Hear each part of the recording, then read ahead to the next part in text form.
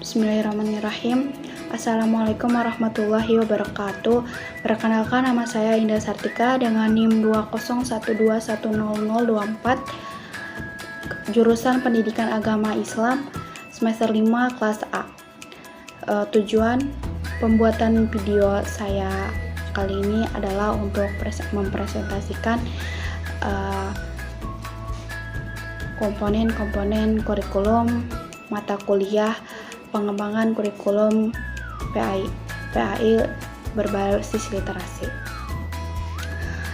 Baik, selanjutnya saya akan menjelaskan pengertian komponen-komponen kurikulum. Komponen merupakan bagian yang saling bekerja sama, sehingga tercipta suatu sistem yang utuh. Komponen adalah bagian dari suatu sistem yang mempunyai peran penting dalam keseluruhan aspek yang berlangsung dalam suatu proses untuk pencapaian tujuan. Kurikulum merupakan jantungnya pendidikan, karena kurikulum menentukan jenis dan kualitas pendidikan tersebut. Oleh karena itu, kurikulum harus disusun dan disempurnakan dengan perkembangan zaman. Hal ini sejalan dengan Undang-Undang Nomor 20 Tahun 2003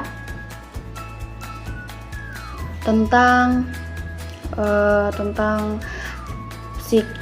Sisdiknas pasal 35 dan 6 yang menekankan perlunya peningkatan standar nasional pendidikan sebagai acuan kurikulum, serta berencana dan berkala dalam rangka mewujudkan pendidikan nasional.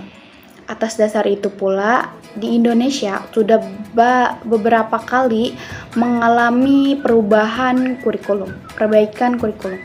Dan sekarang ini pendidikan di Indonesia dihadapkan dengan kurikulum terbaru, yaitu kurikulum 2013 yang pada 15 Juli 2013 siap untuk diimplementasikan.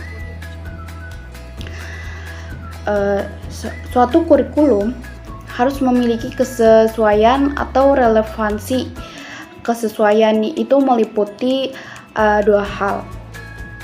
Pertama, kesesuaian antara kurikulum dengan tuntutan, kebutuhan, kondisi, dan perkembangan.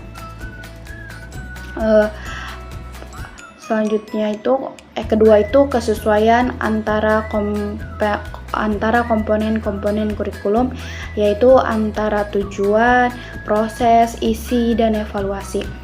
Selanjutnya itu ada tujuan kurikulum. Tujuan kurikulum itu, komponen tujuan itu adalah komponen kurikulum yang menjadi target atau sasaran yang mesti dicapai dan melaksanakan kurikulum. Tujuan kurikulum itu dapat dispesifikasikan ke dalam tujuan pembelajaran umum, yaitu berupa tujuan yang dicapai untuk satu semester atau tujuan pembelajaran khusus yang menjadi target pada suatu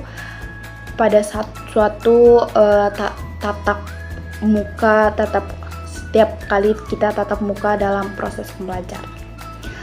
Yang kedua itu ada isi materi. Setelah rumusan tujuan direncanakan dan didokumenkan, maka komponen kedua yang harus dirumuskan adalah isi materi sebagai bahan ajar. Isi yang menjadi materi dalam kurikulum ruang lingkupnya meliputi banyak hal, ada yang berkaitan dengan pengetahuan, keterampilan, dan sikap. Oleh karena itu, pada takaran implementasinya, materi tersebut disajikan dengan secara bertahap, dikuasai, dipahami, dan diterapkan dalam kehidupan sehari-hari. Untuk menentukan isi atau bahan mana yang sangat esensial dijadikan sebagai isi kurikulum tersebut, diperlukan berbagai kriteria Berikut ini diuraikan beberapa kriteria menurut 3 orang ahli kurikulum. Kemudian itu ada 4 kriteria menurut JAIS dalam melakukan pemilihan isi atau materi kurikulum, yaitu sebagai berikut. Yang pertama itu materi kurikulum memiliki tingkat kemaknaan yang tinggi. Yang kedua, materi kurikulum bernilai guna bagi kehidupan. Yang ketiga itu materi kurikulum sesuai dengan minat siswa.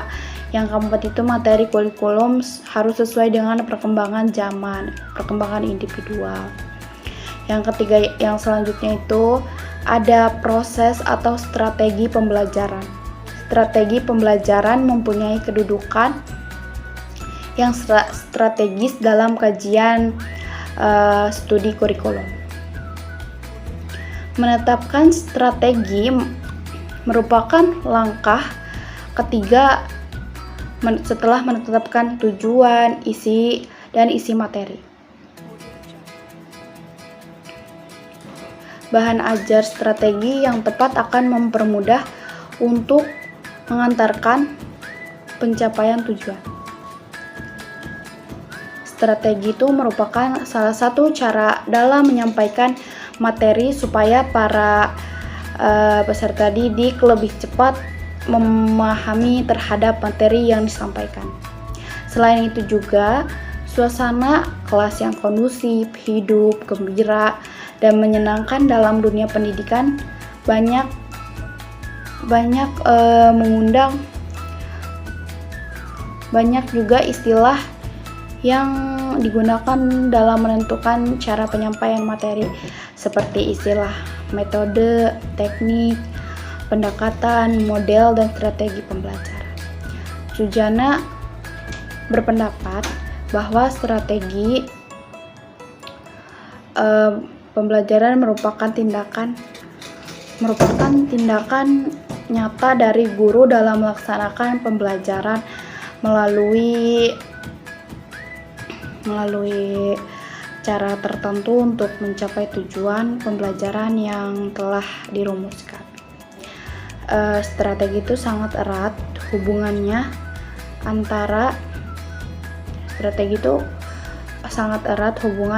dengan siasat atau taktik yang digunakan guru dalam melaksanakan kurikulum secara sistemik dan sistematik.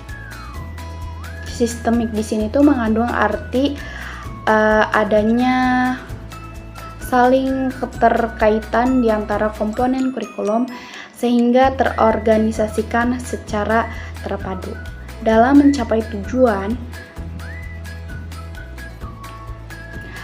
Sedangkan sistematik itu mengandung pengertian bahwa langkah-langkah yang dilakukan guru secara berurutan sehingga mendukung tercapainya tujuan.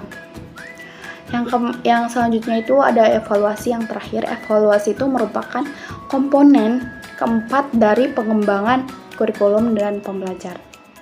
Evaluasi mempunyai kedudukan yang penting terutama dalam menentukan keberhasilan kegiatan pendidikan dan pembelajaran. Evaluasi dilihat dari aspek makro untuk keberhasilan kegiatan pendidikan dan pembelajaran. Keberhasilan kegiatan pendidikan secara umum, sedangkan mikro itu dapat digunakan untuk melihat keberhasilan kegiatan pembelajaran di kelas. Evaluasi dapat digunakan untuk menentukan ketercapaian tujuan, kesesuaian materi dan kesepakatan menggunakan strategi, pendekatan, teknik, model, dan metode. Hasil dari kegiatan evaluasi ini dapat dijadikan sebagai umpan balik atau feedback untuk mengadakan perbaikan dan penyempurnaan pengembangan komponen-komponen kurikulum. Pada akhirnya, hasil evaluasi ini dapat dijadikan sebagai pengembangan komponen-komponen kurikulum. lalu berperan juga sebagai masukan bagi penentuan kebijakan-kebijakan dalam pengambilan keputusan, khususnya kurikulum dan pendidikan pada umumnya, baik bagi para pengembang kurikulum dan para pemegang kebijakan pendidikan maupun bagi para pelaksana kurikulum pada tingkat lembaga pendidikan seperti guru, kepala sekolah, dan sebagainya. Terima kasih. Mungkin itu hanya sedikit yang saya sampaikan. Kurang lebihnya mohon dimaafkan. Terima kasih. Wassalamualaikum warahmatullahi wabarakatuh.